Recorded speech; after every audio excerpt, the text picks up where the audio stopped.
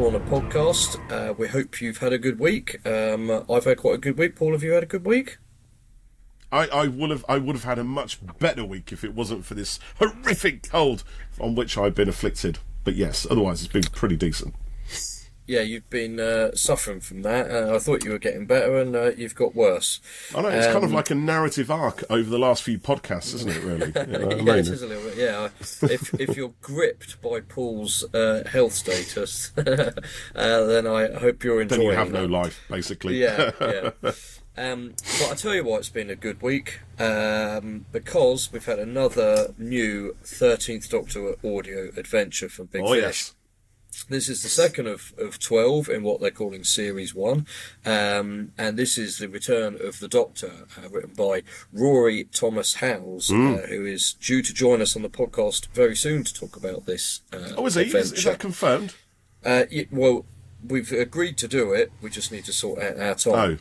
So, yes. I thought since you were announcing it, it was a done deal, since you're putting it out there to the great unwashed. I'm going to assume that it's going to end up happening. Okay, yeah. Assume it's a deal until it ain't. That's what I like, Geoff.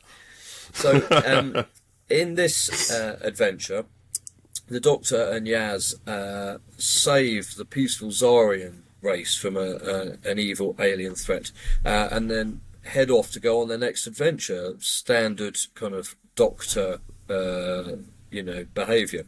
But this time, Yaz wonders, it says here on the synopsis, if they're moving on or running away. She convinces the Doctor to return, and they discover the Zarians are in turmoil. What did the Doctor do? Why is the city in ruins? And what is that voice in Yaz's head? And the Doctor, we discover, is a fugitive here. She's a fugitive Doctor, isn't she, when she goes back to the planet? So, this is, in my opinion, this is, I'm not going to swear because that's Paul's job. This was ruddy, bloody brilliant, to quote Alan Partridge.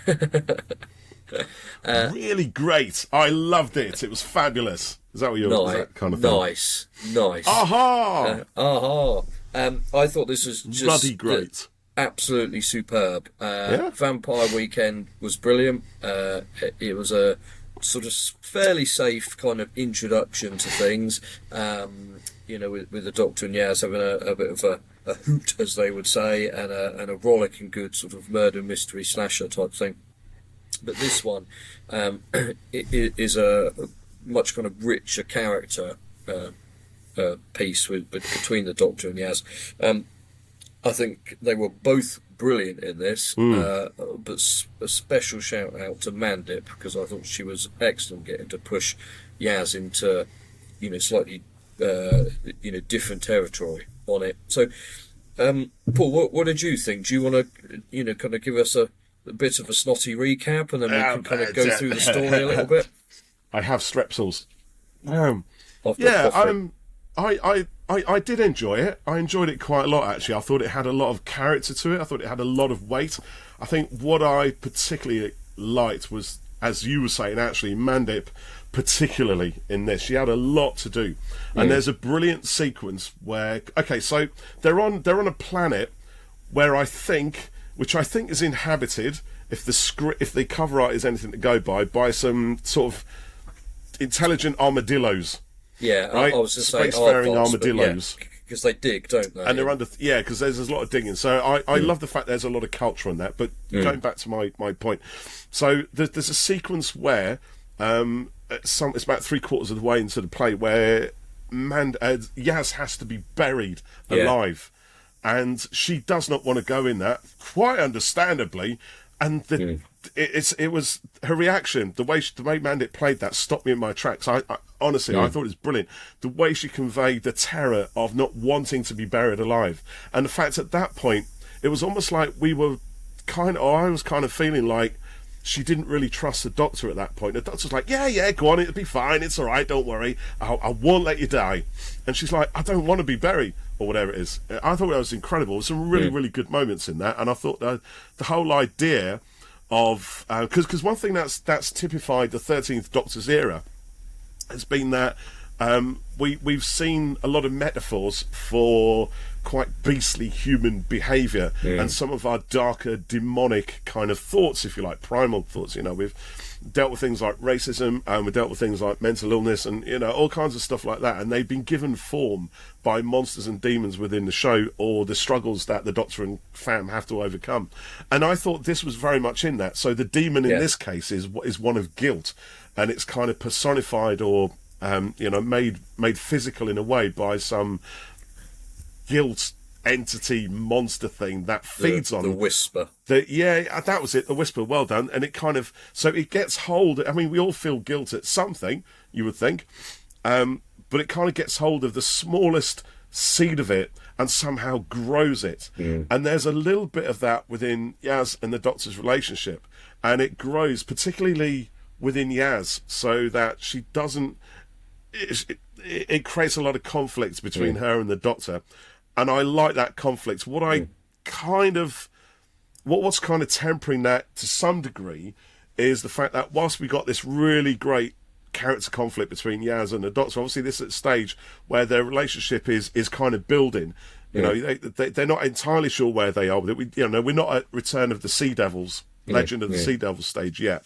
So this is Yaz perhaps reaching out or trying to understand how exactly she does feel about the Doctor.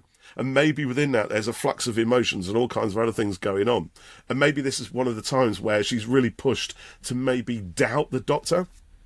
So, but what I wasn't quite taken with was the fact that this aspect of that was pushed to the fore by an alien influence. It's just a personal thing. I would have preferred it if it was Yaz more genuinely thinking that. If Yaz was, maybe like 70 or 80% of the way there herself, and we'd started to see it, and then she's pushed by the alien influence. The fact is, it's kind of revealed at the end of it that all of this really comes from the Whisper's interference. So I wasn't so much taken like that, but I must admit the character drama within that whole thing was just astonishingly good. Really, really enjoyable. Yeah, I didn't think of it that way. I think, because there's a bit of stuff in the show itself of the Doctor not opening up to Yaz and Yaz wanting to know more. Like, the Doctor never really explains why she was put in space prison and with the Jadoon, and she doesn't. There's bits in Flux where she doesn't kind of open up to Yaz, and Yaz does get annoyed about it. And like when the Doctor gets out of space prison in I've been in space prison. Yeah, she thinks she's been gone 2 weeks, and it's been ages, and that's when Yaz pushes her. So I think it's fully workable that Yaz has some doubts and frustrations and things, and I sort of get what you're saying, that it's been sort of activated by an outside force rather than herself kind of exploring these things in this episode. However, I think much like you're sort of saying, it kind of doesn't bother me at all, because the fact that we got so much good stuff from it agreed. Is absolutely worth it's a minor thing for me, to be honest. It's a niggling thing at the back of my head which I can ignore. And I get it with writing being finished off. They're trying to cram stories into these gaps, where, a bit like we spoke about with Tim Foley, which you'll be able to hear in next week's episode of the podcast, where they want to do something with the characters and with the story and push things, but there's obviously constraints. They can't kind of go and break something and make a massive change, because the subsequent TV episode would resets everything. Yeah, it has to sit within that continuity, doesn't it? You can't have them knowing things that they don't learn until 2 series time down the line or something. Yeah. But I think with what happened in this one, although it's chronologically before Flux, I think it's absolutely fine to say Yaz had those sort of feelings and things probably anyway. The Whispers brought them out, and maybe naturally they would have played out a bit later on, I mean, that was great. It really kind of did challenge them and push them, and created a bit of a conflict. And it was a bit of a shock actually to hear, Mandip and Yaz sort of, quite angry like that, and really sort of questioning everything. And she walks off at one point, doesn't she, after they've been buried alive? Because you're right, it looks like it's all going to kick off. Yeah, that bit was really, quite intense. And then it sort of forces the Doctor to kind of open up a bit and confront things. And, she says that she's not great at these kind of conversations about feelings, which we then see, later on in Eve of the Daleks, where Dan says, it's obvious that you like each other, and the Doctor has not been aware of it, or has been denying it to herself, or whatever. But she says here she's just trying to keep Yaz safe, but Yaz wants the Doctor to stop doing that, and creating those sort of situations, and it's quite an interesting take on it, because the Doctor does, not necessarily think about things. They're in a situation, it's high stress and all that. You got to do what you got to do to be able to get out and survive or save people. And she gets challenged, doesn't she, at the beginning, because at the near the start you think Talpa has died, crashing the ship and stuff, and the Doctor sort of regrettably views it as a necessary thing to be able to basically she kind of save washes over it, doesn't she? She's like, it'll be all right. Like she doesn't think about the human consequences of any of these things. Yeah. And I think there's a moment where Yaz points out, she goes, I forget how alien you are, or something like that, which is always a thing that the kind of, it needs a companion in a way sometimes to remind us of that from time to time. Because the Doctor is doing good, but there's a collateral damage in it that is potentially, I mean, it's the Doctor's. It's this thing, isn't it, which has been explored maybe more so in the modern series, that the Doctor's moral compass is some way off humanity's, and the Doctor can write it off and say, well, I'm looking at the bigger picture, the broader canvas, the whole of time and space, or whatever it is. My lifespan is so much greater than yours, and there's a much greater weight of responsibility. But it's the companion who often brings it down to the human scale, and it's almost like, well, that's fine, but if it doesn't affect the people who matter on the ground, what's the point of doing it, of being the Doctor at all, and doing what you do? It's kind of that argument, and obviously the 12th Doctor had in, am I a good man in doing what he does, that kind of thing. So I did like that. I honestly, I did think it was very, very good. I was also quite taken by the structure of it as well. It felt very classic series to me. We had this idea of the Doctor rocking up and closing off one adventure and then coming back to it. It reminded me of a couple of things. There was a story in the Hartnell days called The Ark, where the first two episodes, the Doctor and Stephen and Dodo end up on this big sort of live ship in space, an arcology with 2x2 animals and things like that. And young Dodo, bless her cotton socks, she's got a little cold like what I got. And then they disappear at the end of part 2, having saved the day. They come back at part 3, and it's all gone wrong.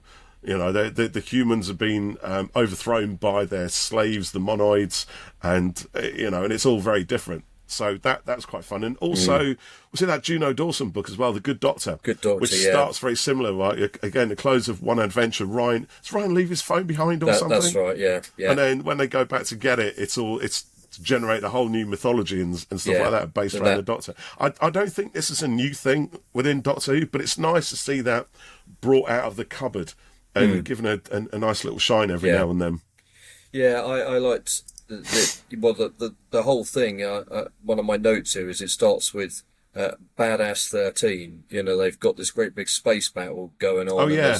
And there's, lasers, and she... she says, you'll see how dangerous I am, and there's that sort of slightly darker side that to her that does come out in 13 at times. Talpa helps her to use the sonic, which they will take the mick out of. It's piddly. She says it's not piddly. To then trick the baddies. I do have another issue with that, actually, with the sonic, but I'll come back to that. And the baddies end up, shooting themselves, which is quite, it's quite a dark, thing to go and do. But what are you supposed to do? Presumably she's tried talking them down. They won't surrender and blah blah blah. So just got to kick their asses. Yeah. Yeah. It reminded me a little bit of Ghost Monument in that sort of really I'll see that banger of an opening, and it's really exciting and all that. Then it kind of mellows down a little bit, a little bit, but then it escalates, isn't it, in the character drama more so than the sort of action side of things, I think, but there's still quite a bit of that, it's a nice shift. And so sorry, you said you had another nitpick. Oh no, I'm sorry. It's only a little beef actually, and it's a tiny little thing, and I think it kind of goes. It's probably a consequence of this obsession the modern series has with the Doctor Sonic, and it's just there's a moment where she's thrown in jail or a cell or something. She's thrown. The Doctor's thrown in a dungeon, right? And she makes a point that she can't get out of it because she doesn't have a Sonic. Sorry, no. There are multiple stories where the Doctor can get out of jail because whether there's a sonic screwdriver or not, it's like using the ingenuity of your surroundings to sort of take the Doctor's ability to just, be the Doctor because she doesn't have a Sonic. No, I'm surprised that got through. Got through the script editing process. Come on, guys, Big Finish. You can do better than that. Surely, please. Forget the Sonic. Do a story with no sonic screwdriver. I challenge you. And then I'll bet you then the Doctor can get out of jail without a Sonic. Yeah. Please. Yeah. Come on. Do it. It's the right thing to do. But that doesn't hugely bother me when you've got great dialogue such as I can't think with all this boring. Yeah, I agree. But it's also just wrong. You know what I mean? It's like, there's no need for that to be in there. The Doctor's in jail. We don't even need that line. It's like, just don't even put it in, right? Yeah, but the fact it's in, it pulls. It's not funny. It's ridiculous because the Doctor can get out of jail if the story needs the Doctor to get out of jail, regardless of whether there's a Sonic or not. I think because then Yaz and Talpa come and rescue her, and you see, hear that he gets to do the digging and whatnot. I think you could probably look at almost any story, any audio, any film, and go, well, that's shit. If they did this, they wouldn't have needed to do that. Do you know what I mean? But then suddenly it's the thing about the sonic screwdriver, particularly, and the fact that it's been used as such a crutch in the modern series. And don't get me wrong, I don't mind it. I mean, it is a bit of a joke in a way. You're right, because the whole reason Russell T Davies brought it back to such a degree was because he just needed the Doctor to get out of jail without him sort of being, in a 45-minute episode, you haven't got time to incarcerate the Doctor. It's going to happen. They wear the Sonic, they're out of jail, job done. So it's a kind of a joke from that respect, I get. So, I'm in jail, I haven't got my Sonic, so I can't escape. So, you know what I mean? The Doctor can't do that thing that RTD kind of wanted the Doctor to do. But in context of the whole series, I mean, there was like 3 Doctors that didn't have a sonic screwdriver pretty much, and they managed. And it's just that sort of, I don't know what it is, whether it obviously is just me, because I'm sure no one else would agree with this, but it's like, it's almost in a way kind of ignoring everything that's come before, or not even thinking about it.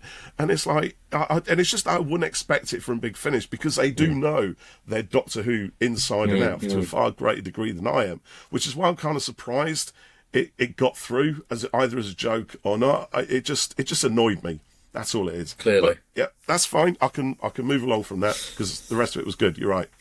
I'm just going to move on from that. So, see, this is what he does. Listen, I have a valid comment. What does Geoff do? I'll just move on from that. I don't give a shit about whatever you say. It's fine, mate. Don't worry about it. Feel the same on it. No, it's fine. It's cool. Yeah, just move on. I think, yes, it would have been good to hear the Doctor get out. It might be difficult in audio and you can't see it. It doesn't really matter, because she was let out of jail anyway, wasn't she? Because what's his face came up. Broke her out, didn't they? But that's the purpose of that scene, is to show their, pairing and ingenuity.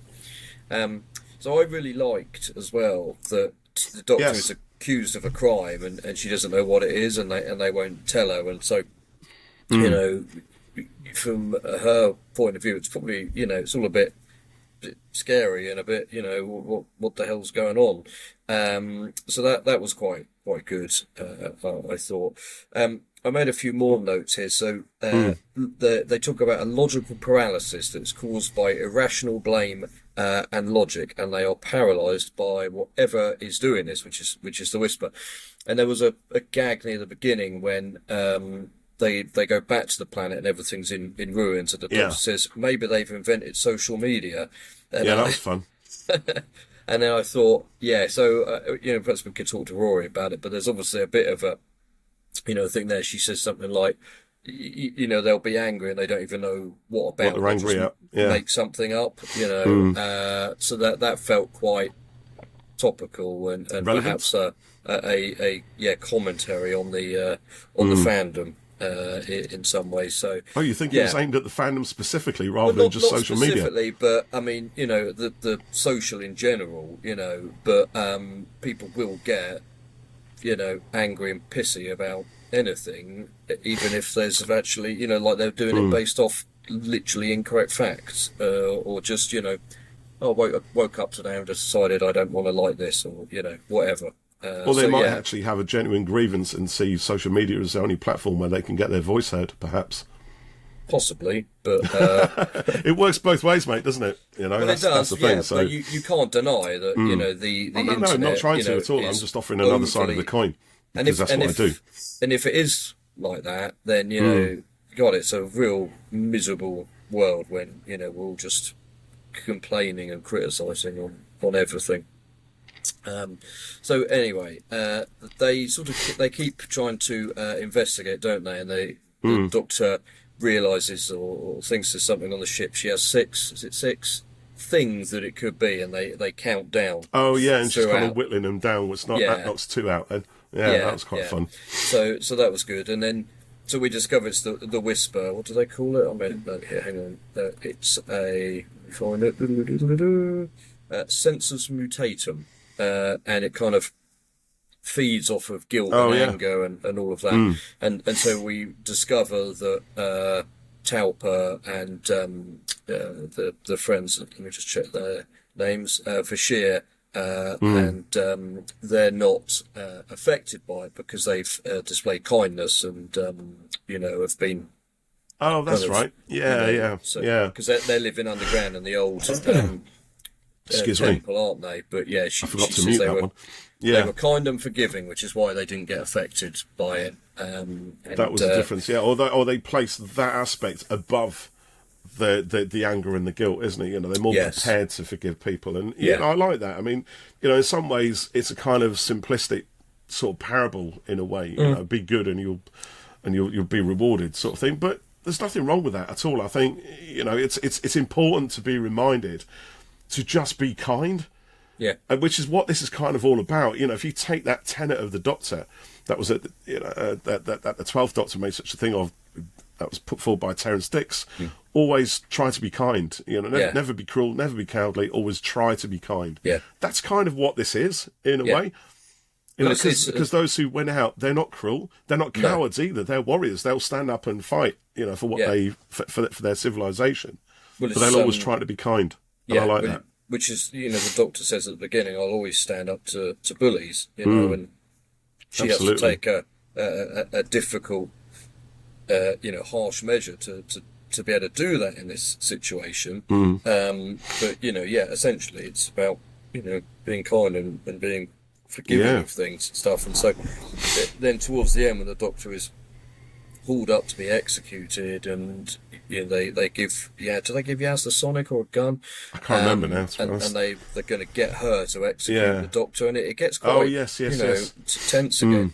And the Doctor has her little speech there and sort of opens up a bit, and she can't forgive herself for the things that she's done in this line of work, but she knows that Yaz would rather forgive than hate, and I think that's quite it may well be it may well be simple, but I think it's a something. I don't mean simple in a negative sense. I mean tell it how it is. Just be like that. Don't wrap it up in any sort of frippery and frills. Just tell it like it is, because why not? That's the truth of the thing. So it's good. So overall, I just thought this was brilliant. It's we're 2 episodes into this. We've got 10 more to go, I think. Over the next how many years? 3 years? It's 2.5, I think it is in all. Is it? Yeah. That's not too bad, is it? We need to find out from someone what this Series 1 thing is. How many Series 1s do we have now in Doctor Who? Well, Series ones or season this is ones? I obviously don't the know. audio, but does that mean that these 12 episodes are the first series? Then there'll be another series of 12, or is it going to be 6 episodes to make series 1? That's what I need to know. I don't know, mate. I'm not going to lose any sleep over it.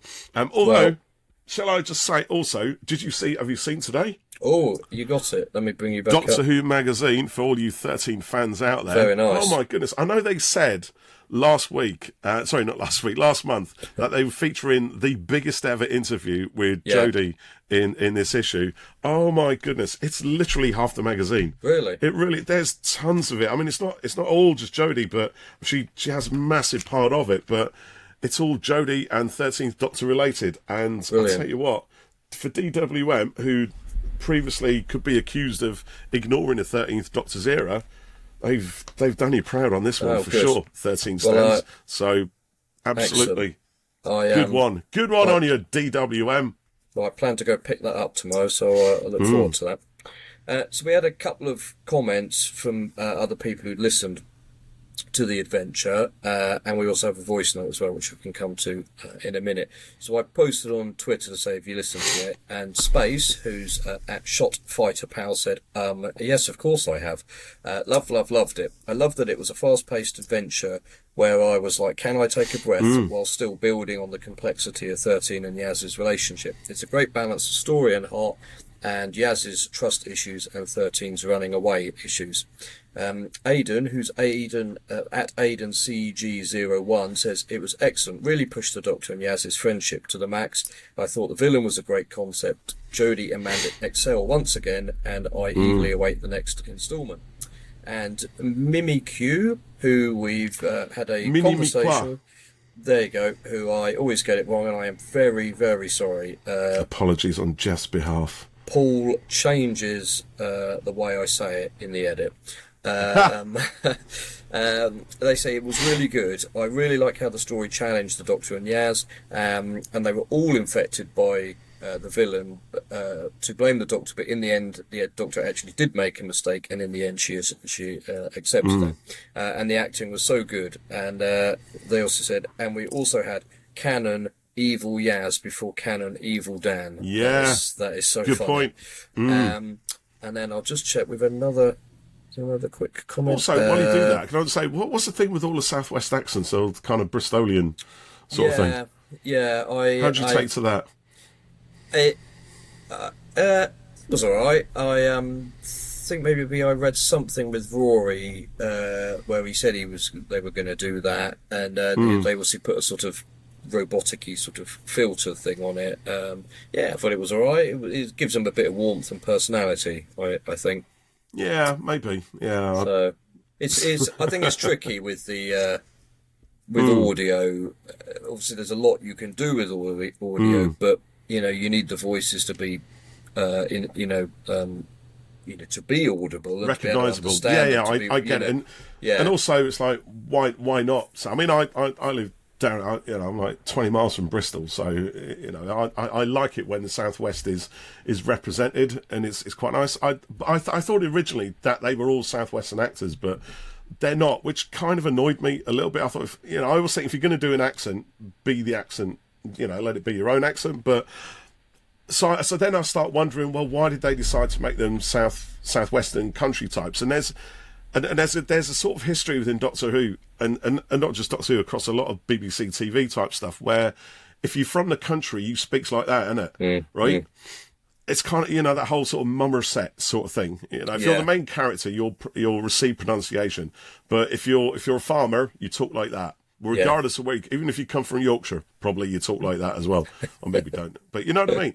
And I just thought, well, is that kind of digging into that sort of thing? Because there were a couple of, it felt to me, conscious sort of Doctor Who-y cliches, for want of a better word, right? There's a box somewhere which is full of Doctor Who stuff, and you can lift it out, and if you can pull things out, and there's another one in there which is where right at the start, when there's all the guns going off and it gets to the end of that sequence, and the baddie goes, "Curses, Doctor!" I thought, okay, well, there's one, and there was again when she's confronting the Whisper towards the end.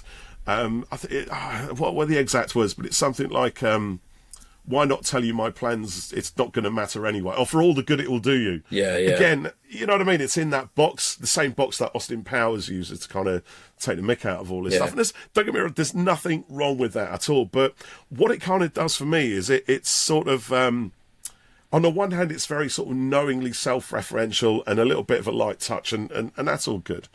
But then it also makes me wonder about, well, what is this piece meant to be? How are we going to sort of take it? And in the end, you can only respond to it in your own way. But I was kind of conflicted because on the one hand, we have a fast-paced, kind of hardcore, real fierce character conflict, drama throughout the whole thing. And I thought that was so well done. I loved that at all. But it was offset by these little touches, if you call them, you know, they stopped me enjoying it perhaps as much as I would do. Because it's like, you know, those things, whilst they're great, I felt this story would have been better without them. You know, I thought so, and it's making me sound like an absolute cock, I know, but it's just how I feel about it. You know, it's like I would have preferred it if they didn't have those. You know, if there was no conscious decision to necessarily make them southwesterly, unless there were southwesterly actors. You know what I mean? Because it's like, well, there's a peaceful race of Bristolian armadillos, you know. They don't have to be Bristolian. They can be anywhere. You know, if we got northern actors, let them speak, you know, Manchester, Blackburn or whatever. If we got southern, southwestern, just let them speak in their normal voices or the character voices. Why do they have to be southwestern? Well, maybe there's a reason, you know, perhaps Rory, the writer's from there, and you know, he wanted maybe. to... We'll ask him when he comes on. I'll say to him, Rory, why did you decide to do the Southwestern? He says, having lived in lots of other places myself, I do have a variety of accents I can call upon that are genuinely mine. Yes, you do. Over on the Blue Sky, the nice place. The Blue Sky! John, who's someone new to us, is very impressed once again. This is the sort of story that she desperately needed in TV, something with proper teeth. Well, okay. We had proper teeth on TV. There was lots of it. John, go and watch it again, my friend. You'll see those teeth. When they announced the 13th audios, I hoped that people who... So, John, perhaps I'm wrong here, but I will assume you perhaps were not particularly wowed by He's allowed to be not wowed by the TV shows. But I know where you're going with this, because I do agree with you. But... and I hope that the audios would make people see, you know, how great the TV stuff was as well. But what I dislike is the idea that, you know, suddenly, and I kind of suspected this would happen. Oh yeah, this audio is better than anything on the TV. Well, it's as good in my opinion, you know. But that's my opinion, and you know, if you don't like it, don't listen any further. You know, just to say. Geoff is very, very precious about this era of the Doctor. So just... Well, yeah, I mean, you know, look, we've talked about this endlessly. You know, people always, you know, gave it a hard time and stuff. And not everyone, of course, you know. But this is our show, and I will, you know, like you know, say what I feel, and I disagree that she didn't have teeth and stuff to work with in the totally TV disagree. show. Yeah, exactly. But I'm very pleased that John has enjoyed this, and I hope that, you know, he might go back and watch the show. You know, so we've also got a couple of voice notes, haven't we? From we do. There's a couple of voice notes from one person. It's our good friend Katie. So let's play the first one of these coming up right now. After Vampire Weekend, this audio was exactly what I wanted to hear. I loved Vampire Weekend, but I got more of what I wanted. I got more of the Doctor. I got more of Yaz. I got more of their dynamic and exploring their relationship now that they're just traveling together. I loved this story so much. I loved the characters. I loved the exploration of forgiveness and overcoming trauma. This was such a good story. And the scenes between 13 and Yaz. And I loved the reflection of, I need someone with me to forgive me when I can't forgive myself. This I loved every single second. Believe me when I say I'm already on my third listen too. And just everything about it, the pacing, the writing, the little, when you go through something and you have your own moments with the whisper of whose fault is it? I'm looking for someone to... Right, that's when it ends, because it only gives you a minute and 30 seconds. Yeah. However, Katie continues in a second part to this message. If there's time for a part two of what I said. There is, Katie. It's all good. I loved it. You know, the exploration of trauma, what happens when you look for someone to blame and there really isn't anyone to blame. The scene of Yaz being buried alive and the doctor just saying, hold my hand, and, you know, supporting Yaz. She really, everything she does is to protect her companions. But Yaz is right. If they had stayed, you know, the doctor is always looking for more. The doctor is afraid to stay, afraid to get settled. And we do see that in Legend of the Sea Devils. I can't fix myself to anything or anyone. This is so good. No joke. 13 out of 10. Hey. Brilliant. Thank you, Katie. I'd just like to say, thank you to Katie. Katie plays the Doctor in our audio dramas that we do. She does brilliantly, She does a brilliant job, makes it her own as well as kind of homaging Jodie. But Katie messaged me on Blue Sky earlier, and she said, I want to tell you my thoughts on it. And I said, well, we're recording shortly. It was in a couple of hours. And she said, okay, I'll send you a voice note for it. And Katie is in Chicago, so she's 6 hours behind. So she must have just been gotten up, getting ready for work or Got whatever. out of bed for that one, yeah. And she did that. So thank you, Katie. I hope we can continue to get those from you for this. So yeah, it was a great audio.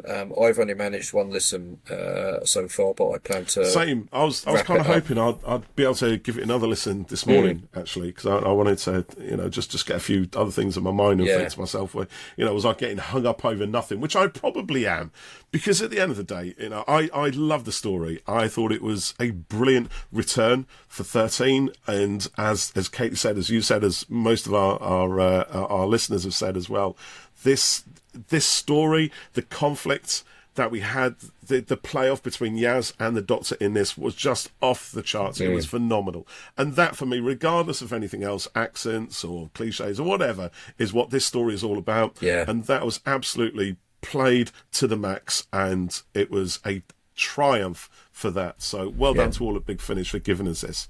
Brilliant stuff. Brilliant. I can't wait to see what comes next on this series. That's it. It's made me excited for the next one now. When is that? When's the third one coming out? Do we know? Do we know yet? We do. Hang on, let me just bring it up, because they come on, Geoff, bring it up. Let's have a look. Let's see. So it is going to be out early November, I think. A festive special. The Doctor and Yaz spend a right royal Christmas with Henry II and his fam in England, 1183. So this one is called Lionesses in Winter by Lisa McMullen. And I what are you hoping for on this one? What sort of thing you think it's going to be? I don't know, Speculations. Really. Well, some, maybe night action, a bit of sword fighting, stuff like that. Historical romp, are you thinking? Yeah, but perhaps, let me just bring up the Big Finish page. It says it kicks off Big Finish's Yuletide celebrations. I was expecting from that something a little bit light-hearted, perhaps. Yeah, maybe. There's drama and intrigue in the King's Court, and that's before the Doctor and Yaz discover they're not the only visitors from somewhere else in time and space. King Henry's estranged wife returns to spend Christmas with the fam, and the Doctor and Yaz uncover an imposter among them. But who are they really, and what do they want? Who's it written by? Does it say? Lisa McMullen. Oh, okay, yeah, she's great. We spoke to Lisa, didn't we? Yes, we did, a while ago, yeah. Definitely look forward to that one. So, yeah, that'll be a good one. So we'll be back to review that in coming Definitely months' time as well. So thanks to everyone who commented for this, and we're glad to hear you've enjoyed it as much as we have. And we'll be back with more Who content. Oh, are we going to do time and space visualizer? We can do. Because this is let's a do new, it. This will be this week's episode, not next week's episode. Let's go for it.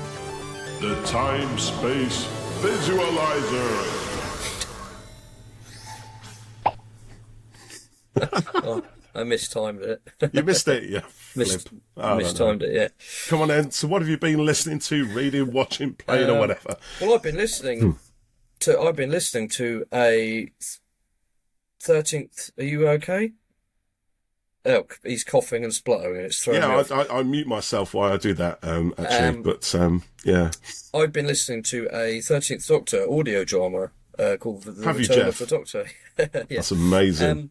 No, this week I'm going to say... Well, I'm not going to say, it's like I'm making it up. I've been watching Alien Earth recently. And I know you haven't seen it, so I won't Not yet. spoil anything other than to say so far it's really good. There's some intriguing characters. There's some fantastic alien and other action as well. There's some quite good gore as well, and for a TV series, much like a lot of the kind of Disney stuff has been, the production is really high on it. Great CG, the practical effects are really good, and it's all sort of building to quite an intriguing place with the central character Wendy, wow.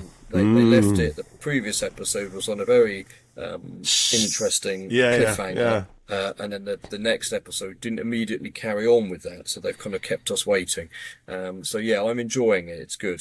Brilliant. I'm so pleased actually, because I've left that until it's all ready to binge. Because I'm no good with cliffhangers these days. Oh no, I can't do it. I need to watch at least 2 episodes back to back, if not 3, and then just pile a whole thing through. So it won't take me long to get through it. But yeah, I've got loads racking up. I've got that. I've got Foundation Series 3, Invasion, which is also the Series 3. If it's not out now, it's incoming. All sorts of stuff. Even Jack Reacher Series 3. All Series 3s, because bizarrely. But yeah, got to catch up with all of this stuff. Plus my Blake 7 box set, which I need to get up to as well. So looking forward to that. But this week for me, anything that we haven't mentioned already, I've been catching up on a lot of Judge Dredd magazine, which is a lot of fun, mate. That's another one I'll just binge. I keep meaning to subscribe to it because I think I'll do it, then I'll just get a month, an issue drop in. But I'm like 6 months behind, so I'll buy like 4 magazines in one batch, and then either binge them over a weekend, or it'll take me a little bit longer to get through all the stories, and then I'll leave it for a few months while I do something, to do with real life, like get out and sort the garden out and all that kind of thing. But yeah, I'll be catching up on my magazines, and mate, I love Judge Dredd. It's just unchangeable through the years, and what I like about it is how it's always topical. Mega City 1 always reflects the worst elements of what we're going through right now, but just wraps it up in masses of sci-fi and violence, which is just brilliant. So it's all good fun. Brilliant. Yeah, I've never really read it. I should check it out at good some fun. point. I wonder if I picked up a comic. Did you? Yeah, wait. What you got? So, what's that? I found this in the comic shop near me the other day. It's Blood Hunters, issue 1. Okay. It came out last year. It was part of the Blood Hunt series where the vampires in Marvel kind of took over everything. And I'd not seen this one before, but it has Yelena Belova there she is. from Thunderbolts in. Vampire Yelena. No, I think she's human there. Oh, she's human. All right, sorry. Yeah. But Miles Spider-Man has been vamped. He's been vamped for sure. Marvel have dropped the ball with Yelena at the moment. I don't think they were expecting her to be so popular after Thunderbolts. So she's in no comics at the moment, not even the Thunderbolts. I think she was popular even before that. Yeah, well, she was. Yeah. So anyway, I grabbed this, and it was really good. But unfortunately, they only had 4 of the 5 issues of it, so I didn't pick up the rest. But I will do. Yeah, You will do. So, Of course you will. very good. Brilliant. That sounds Right. good. Brilliant. Thank you, everyone, and we will be back very soon on Who Corner to Corner for more exploration of the Whoniverse. Check it out. Be TTFN. back here. See you soon. Bye for now. Bye.